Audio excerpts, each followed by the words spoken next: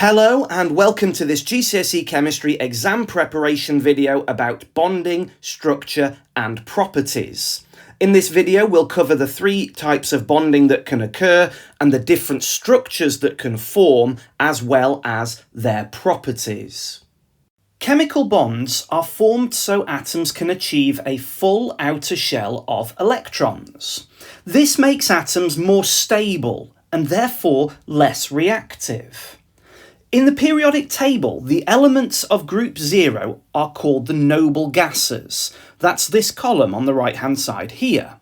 These elements have a full outer shell of electrons, which makes them chemically inert. In other words, they are unreactive, and so they are chemically stable. The other atoms in the periodic table react and form chemical bonds until they have the same electronic structure as one of the noble gas elements. There are three different types of strong chemical bonds: ionic, covalent, and metallic. For ionic bonding, the particles are oppositely charged ions, and it occurs in compounds formed when metals are combined with non-metals. For covalent bonding, the particles are atoms which are sharing pairs of electrons, and it occurs in most non-metallic elements and in compounds made of non-metals. In metallic bonding, the particles are atoms which share delocalized electrons, and this type of bonding occurs in metallic elements and in alloys. Ions are charged particles, and they are formed when electrons are transferred between atoms. Ionic compounds are made up of oppositely charged ions, and so we will have positive ions that have been formed because they have lost negative electrons, and there will be negative ions, and these have been formed because those atoms gained negative electrons to become negatively charged ions. The ions in an ionic compound are held together by strong electrostatic forces of attraction, which is a very complicated sounding phrase, and it's a very important phrase. So let's unpick it. The word electrostatic means that we are referring to positively and negatively charged particles. In this case, we are talking about the ions that are positively and negatively charged. It's an attractive force, and so that means it is holding those ions together. And I'm showing that here with red lines to show that attractive force. You wouldn't need to draw that in an exam. And they're strong electrostatic forces of attraction, and that means that a lot of energy would be needed to break them. And it is this strong electrostatic force of attraction that is the ionic bond. It is the force that holds the ions together. Dot and cross diagrams can be used to show the electron transfer during the formation of an ionic compound. And they're called dot and cross diagrams as dots and crosses are used to represent the electrons. For example, in the formation of sodium chloride, we start with the element sodium, which has got an atomic number of 11. This means that sodium has got 11 protons and 11 electrons. And so the electronic structure for sodium will be 2, 8, 1. And this adds up to the 11 electrons that sodium needs to have. And therefore we can see that sodium has got 1 electron in its outer shell, which makes sense since sodium is in group 1 of the periodic table. And so we show the symbol for sodium and we show that 1 electron in its outer shell. And we could use either a dot or a cross. It doesn't matter which we use. I've chosen to use a dot here. And then we move on to chlorine, which has got an atomic number of 17, so 17 protons and 17 electrons, and so its electronic structure will be 2, 8, 7, and it's got 7 electrons in its outer occupied shell, which means it is in group 7 of the periodic table.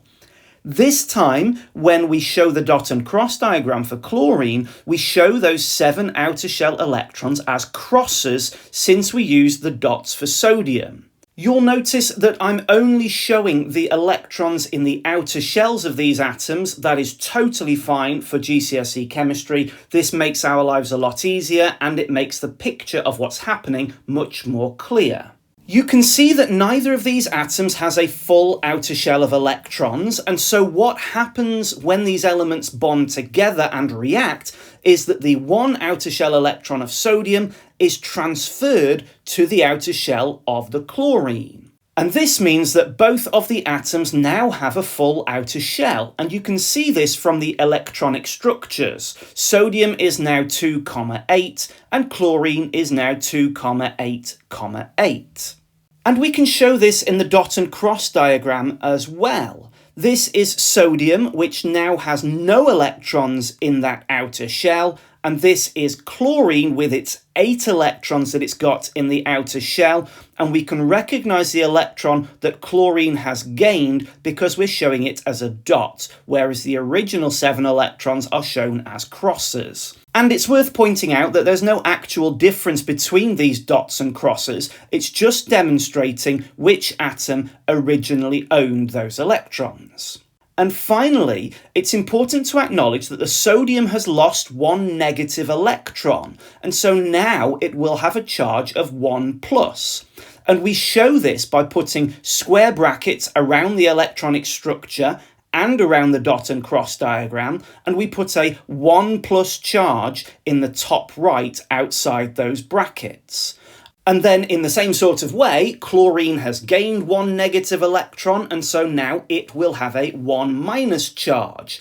And we show this by putting the square brackets around the electronic structure and the dot and cross diagram, and putting 1 minus in the top right outside those square brackets.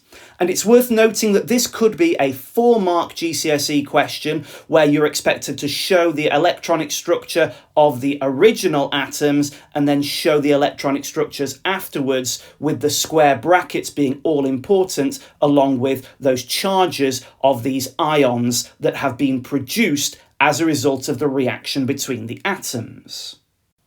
Melting an ionic compound involves separating the ions away from their neighbouring ions in the three-dimensional giant ionic lattice. Remember that the ions are held together by strong electrostatic forces of attraction. And these forces are present whether a compound is a solid or a liquid. As a solid, these attractions are particularly strong because the particles are especially close. And remember that these electrostatic attractions act in all dimensions, and so that means that each negative ion, for instance, will have 6 positively charged neighbours. And there are billions and billions of oppositely charged ions in this three-dimensional ionic lattice, and so large amounts of energy are needed to break the many strong ionic bonds and separate out those ions. And as a result of this, ionic compounds have high melting points and high boiling points. So they only change from a solid to a liquid at a high temperature, and a liquid to a gas at an even higher temperature. Electric current is the flow of charged particles. To conduct electricity, the charged particles must be free to move. So for a material to be a conductor of electricity, it needs to contain charged particles in its structure, and those charged particles must be free to move. Ionic compounds are made up of charged particles, the positive and the negative ions, but as a solid, these ions are held in fixed positions in the three-dimensional giant ionic lattice, and so therefore they are not free to move around, only to vibrate about those fixed positions, and therefore ionic compounds do not conduct electricity as a solid. So if we connected a circuit with a power supply and a bulb and connected it up as I'm showing here with a gap in the circuit, and then we put a material into that gap to try to complete the circuit, we could prove whether the material was an electrical conductor or not. If we were to fill the gap in the circuit with a solid ionic material, the bulb would not light up, since the ions in the 3D lattice are not able to move, and so no electric current can flow. Ionic compounds, which are made up of positive and negatively charged ions, do not conduct electricity as a solid. However, when melted or dissolved in water, the forces between the ions have been weakened and they are no longer held in the rigid, solid, three-dimensional, giant ionic lattice. And so therefore now they are free to move around as a liquid ionic substance or as a solution. And so this means that now the charged particles can flow and the ions would move in a particular direction and conduct electricity. And so therefore, ionic compounds do conduct electricity when melted, that means when they are a liquid, or when they are dissolved in water, and we might say that they are in solution. And so if we had the same circuit as before, but this time the electrodes were dipped into a molten ionic substance, or a solution of sodium chloride, for instance, dissolved in water, the bulb would light up. And this is because the charged particles, those ions, are moving through the solution towards their oppositely charged electrode. And this property is what enables ionic substances to act as electrolytes during electrolysis, because ionic substances do conduct electricity when the compound is melted or dissolved in water. Covalent substances are formed when atoms share pairs of electrons to fill their outer electron shell and become stable. The shared pair of electrons is a covalent bond, and it's the covalent bond, that shared pair of electrons, that holds the atoms together. And the covalent bonds between atoms are very strong, which means that they are very difficult to break. It requires a lot of energy to separate the atoms out from that covalent bond. And the type of atoms that form covalent bonds are nonmetals. They bond together by sharing electrons. And this makes sense if you consider the fact that generally nonmetals need to gain electrons to fill their outer shell that is usually almost full. And so if two atoms both need to gain electrons, the only way that they could do that is by sharing electrons, because they couldn't transfer electrons between one and the other and then both have a full outer shell. There are three different types of covalently bonded substances that you need to know about. There are small molecules, sometimes referred to as simple molecules, very large molecules, for instance, things called polymers, and also giant covalent structures. The main focus of this video will be small molecules. We will return to the other two in separate videos. We can use dot and cross diagrams to show the bonding in covalent substances, and the electrons are shown as either dots or crosses, and there's no actual difference between a dot and a cross. It's just used to indicate which atom originally owned the electrons that are part of the bond.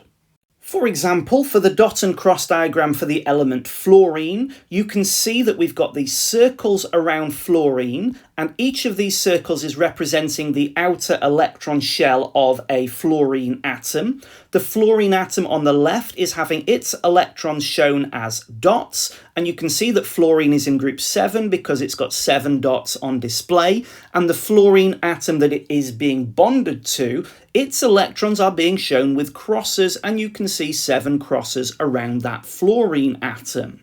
In this area in the middle, that is where we're showing the electron sharing that's taking place in the covalent bond. And so those 2 electrons in the middle belong to each of those fluorine atoms. So this fluorine atom on the left has got 6 electrons that are not involved in bonding, and it's got a share of those 2 electrons in the middle, which gives it 8 electrons in total. And the fluorine on the right has got the same thing. It's got the 6 electrons of its own, not involved in bonding, and it's got a share of those 2 in the middle. So both of those fluorine atoms have got 8 electrons. Now I've shown the dot and the crosses in these positions where the shells overlap and meet, but it is perfectly possible to put them anywhere in this sort of oval-shaped overlap region. Often you might put them here and here, because then you can keep them on the shell that belongs to the atom that they originally came from. Sometimes dot and cross diagrams don't even actually show the electron shells themselves. So for this second example, for hydrogen sulfide, you could see I've got the sulfur atom in the middle with its 6 electrons shown as crosses. Sulfur is in group 6, so you'd expect it to have 6 crosses, and the 2 hydrogen atoms that it is bonded to, its electrons are being shown as dots, and you can see that I'm not showing the shells, but it is very clear where there is a pair of electrons being sandwiched between 2 atoms. That is representing the shared pair of electrons. The covalent bond is still obvious and on display here. Not only do dot and cross diagrams show the electrons involved in bonding and those that are being kept out of bonding and being left alone, we can also use dot and cross diagrams to deduce the formula of a molecule. For instance, the fluorine that's shown on the left, we've got 2 atoms of fluorine, and so the formula for this fluorine molecule would simply be F2. A little 2 after an element's capital letter shows that we've got multiples of that element.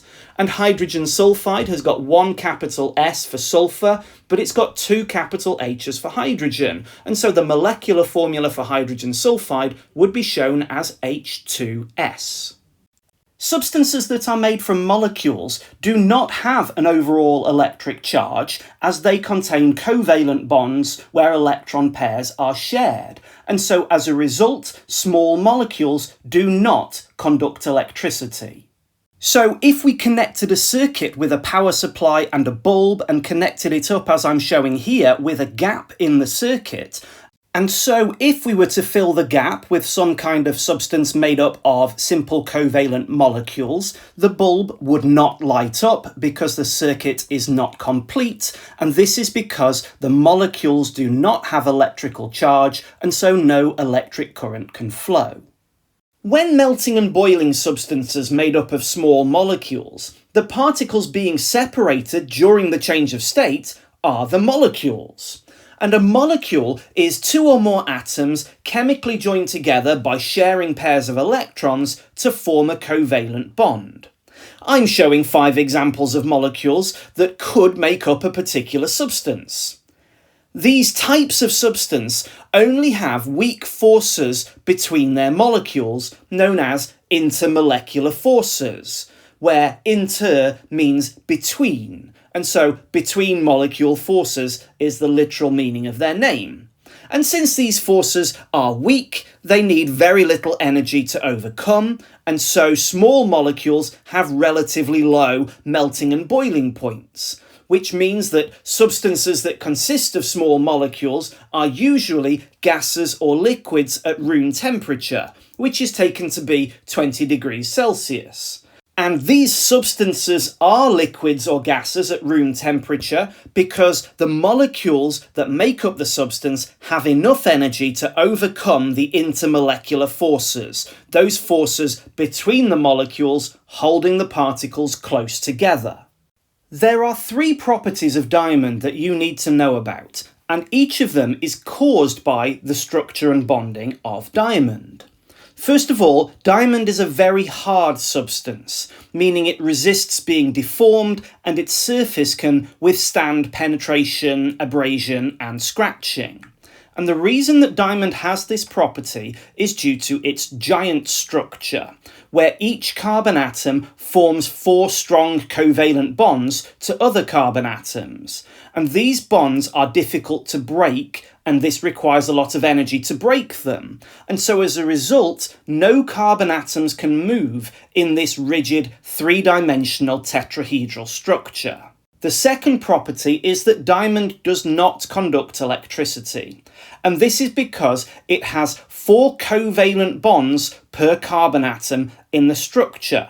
And each covalent bond is made up of a shared pair of electrons, and so each carbon atom uses up all of its outer shell electrons, those valent electrons. They are all used in bonding. And so as a result of this, there are no delocalized electrons to move through the structure and carry charge, and so diamond does not conduct electricity. And the third and final property of diamond is that it has a very high melting point. Unlike for simple molecules, where you need to overcome the forces between molecules, giant structures contain a large number of covalent bonds, and you need to break this huge number of covalent bonds in order to separate out the atoms. And covalent bonds are very, very strong, and so a lot of energy is required to break them, and you only have enough energy to break them at high temperatures, hence the high melting point. The structure and bonding of graphite gives rise to three important properties that gives graphite some of its uses. First of all, graphite is soft and slippery, which enables it to act as a lubricant and reduce friction. The reason that graphite has this property is down to its layered structure of interlocking hexagonal rings. There are only weak intermolecular forces between these layers, so this means weak forces of attraction and no covalent bonding. And therefore, the layers can slide over each other and separate. This also makes graphite really useful in pencils for making a mark on paper. When you use it in this way, you are literally rubbing or breaking off a layer of the graphite onto the paper. Graphite also has the property of being able to conduct electricity, which allows it to be used in electrolysis as the inert electrodes. In the structure of graphite, there are only 3 covalent bonds per carbon atom, and carbon has 4 electrons in its outer shell.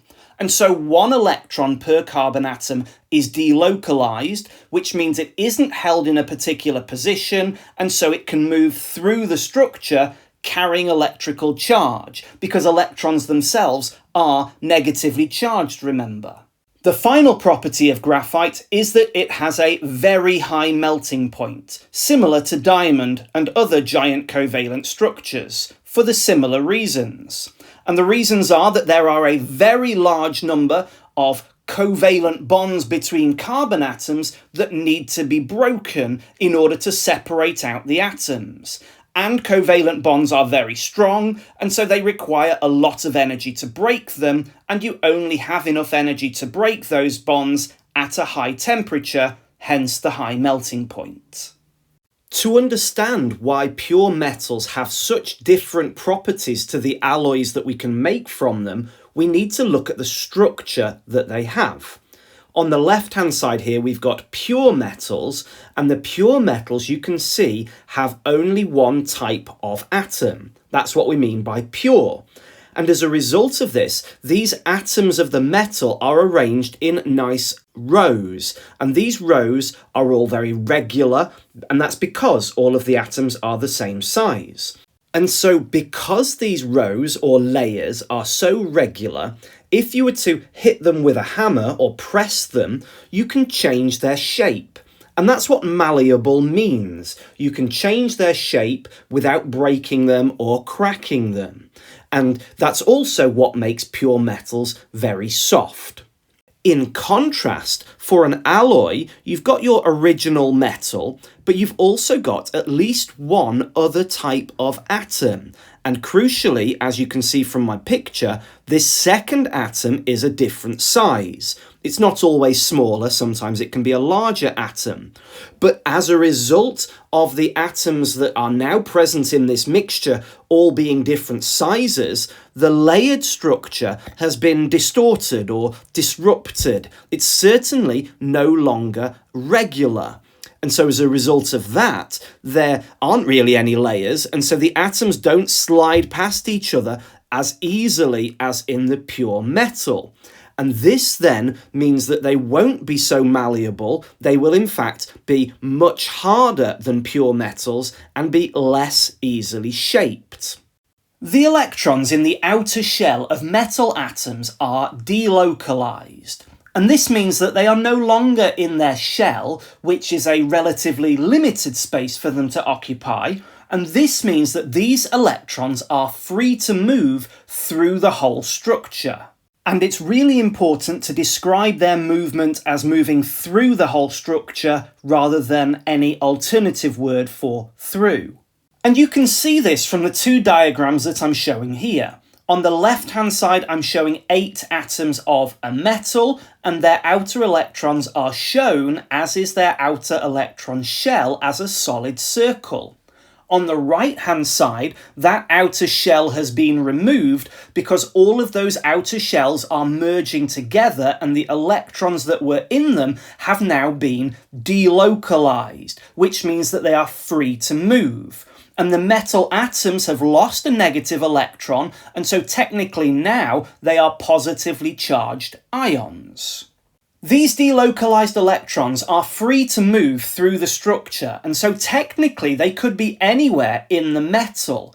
And so sometimes we actually don't show those electrons at all. An alternative way of showing the metal structure is what I'm now showing in the middle, where you can still see the positive metal atoms, the ions, and I have grayed out the area of the metal structure where those delocalized electrons could be. They could be anywhere in this space, and so that's why I'm not showing them in this middle diagram, because we don't actually know at any one time where those electrons will be. And so you need to be able to recognize both the middle diagram and the one on the right-hand side where the delocalized electrons have been shown. The sharing of delocalized electrons gives rise to strong metallic bonds that holds the structure in place. And this metallic bonding is down to the electrostatic attraction between the positively charged metal ions and the negatively charged delocalized electrons. Because the positive ions would obviously repel each other, but they're held in place due to the strong attractions that they have for the many delocalized electrons that are moving through the structure, far more than one attraction at any one time. Metallic substances are made up of giant structures of a huge number of atoms with strong metallic bonding, and this is due to the strong electrostatic forces of attraction between the positively charged metal ions and the negatively charged delocalized electrons. And you can see that on this diagram here. The metal atoms have lost electrons, so they're being shown as positively charged ions, and there are delocalized electrons spread through this structure, and I'm showing with the blue dashed lines the electrostatic forces of attraction that are present between the ion and the delocalized electrons. You can see that there are lots of attractions being shown here, which is what contributes to the strong metallic bonding in the structure.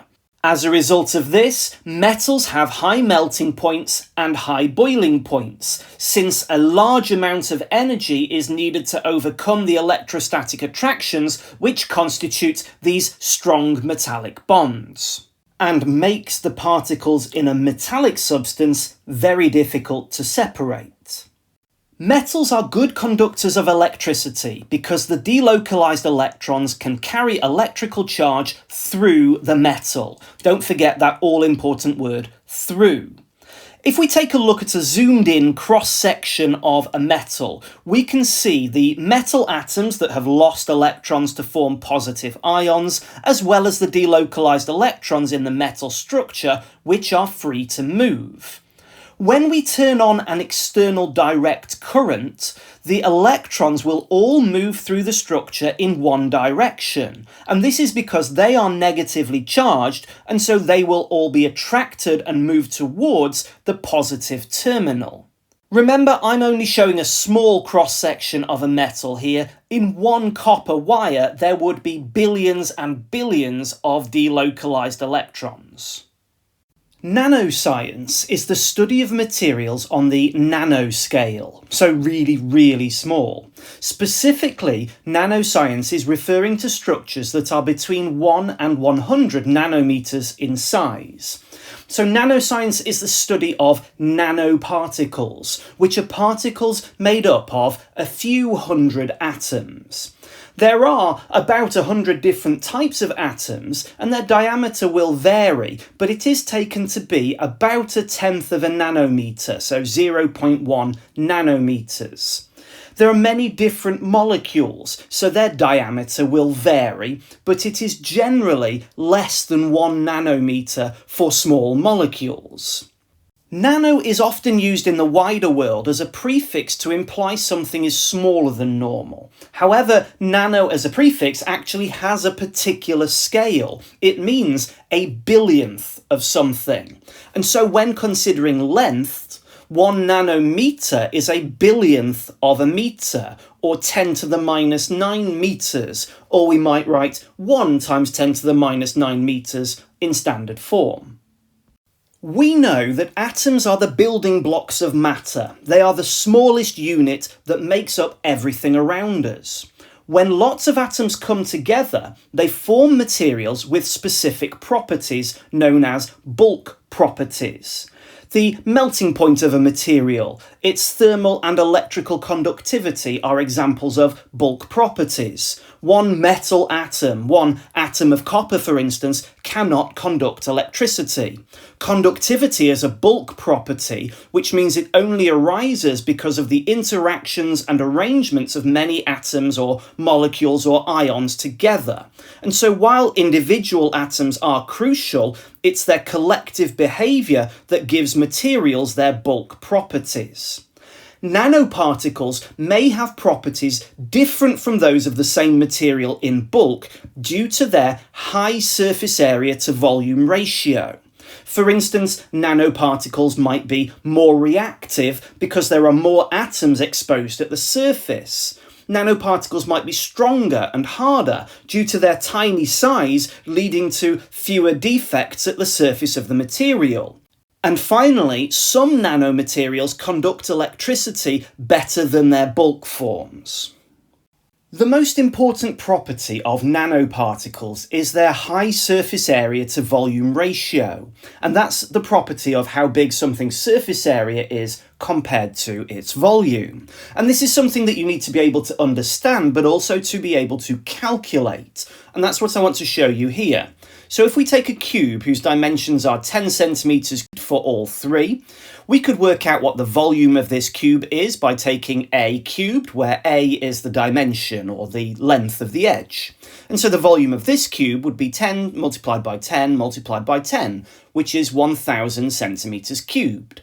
The surface area for this cube is taken as A squared. That's the area of one of the faces, but we need to multiply this by 6 because there are 6 faces for this cube. So 10 multiplied by 10 multiplied by 6, which is 600 centimetres squared.